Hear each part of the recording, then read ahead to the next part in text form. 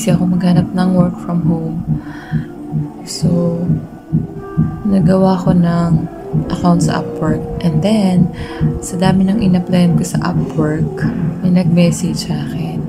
Pagka-message niya, ang minessage niya isang Telegram account na dun ko kailangan mag-message para isend niya yung full details nung project na gagawin ko. So, syempre, dahil naghahanap tayo ng trabaho, minessage natin yung Telegram account na yun.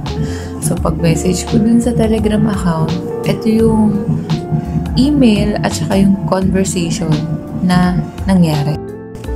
As you can see, ayan yung Upwork account ko. Nag-message siya. Pag-open ko, ayan. Diba? Kita nyo, may message yung Telegram account. And then, pag-message nyo nung Telegram account, ayan o, kita nyo, at project_manager06. Minessage ko yan. Ayan o, project manager.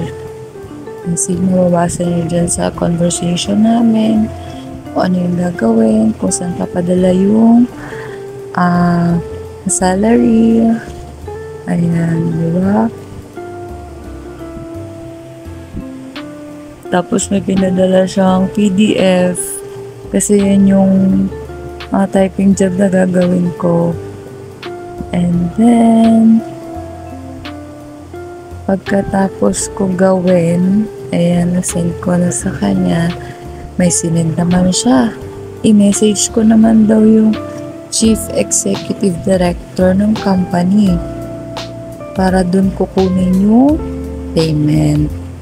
Ayan, ay di message ko na. Sinabi ko na tapos ko na yung trabaho pinapagawa nila. Ayan, naghingi ng details. So, diba? Dinilit ko na yung message kong personal ID. Ayan, diba? After nun, hinihingian ako ng $100. Refundable naman daw yun. Diyos ko. Ako na nagtrabaho, ako pahingian nila ng pera. Ano kaya yun?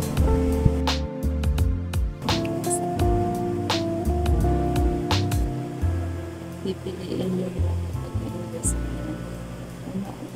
Hanap ko ng trabaho para magkapera. Para bigyan sila ng pera. Hindi lahat ng online platform legit. Kaya, be wise guys. Huwag yung padala ng padala. Isip-isip din. Okay? Ginawa ko lang po ng video para maging aware kayo sa mga bagay-bagay.